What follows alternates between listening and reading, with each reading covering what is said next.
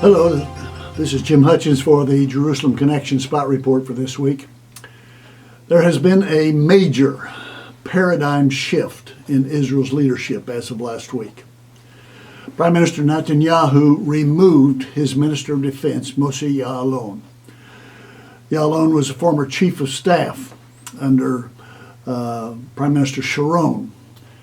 Sharon deprived him of a second tenure as the chief of staff because Ya'alon opposed Prime Minister Sharon's evacuation of Gaza. He said it would create a hotbed for Palestinian terrorists.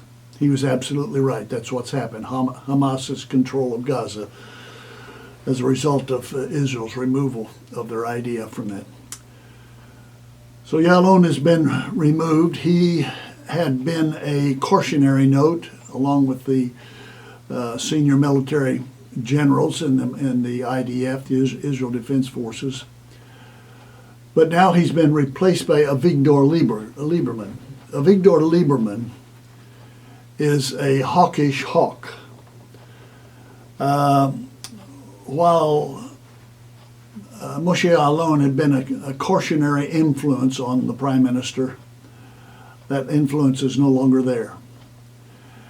And Prime Minister Netanyahu has recognized, while others have failed to, both in Israel and the United States, that Iran poses an existential threat to the very survival of the state of Israel. And he will do something about it. As a matter of fact, I would expect him to have as a top priority the likelihood, the possibility certainly, of a preemptive strike against Iran. Also in the news today out of Israel, and very likely, I would suspect, in response to this shift in leadership, was a statement by Ahmad Karimpour in Iran. He's a senior advisor to the Iranian Revolutionary Guard's elite unit Al-Quds force. And he said if the supreme leader, Ali Khamenei, gave the order to destroy Israel, the Iranian military had the capacity to do so quickly.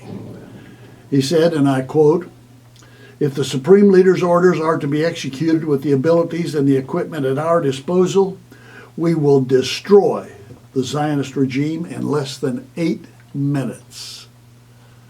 End of quote. Israel is aware of that. And my thinking is that there is an inevitable war that's going to take place between Israel and Iran, and other nations no doubt would be involved in that. And I think this is likely a fulfillment of the war that is referred to in Zechariah chapter 12. This is a war that's yet future, it's yet to come. God says this through the prophet, Zechariah chapter 12, verse 2, "I'm going to make Jerusalem a cup that sends all the surrounding peoples reeling, like they're drunk, they can't stand up. I'll make Jerusalem an immovable rock for all nations, and all who try to move it will injure themselves. On that day," the scripture says, verse 6, "I will make the leaders of Judah like a firepot in a woodpile, like a flaming torch among sheaves, and they will consume right and left all the surrounding peoples, but Jerusalem will remain intact." That's inevitable. That's a coming war. The stage is set, the players are in place. Stay tuned. Till next week, Od Ki Yavo Shiloh, or until Messiah comes, Yivareka Yahweh. Yahweh bless you, bless those you love, and bless those who love you.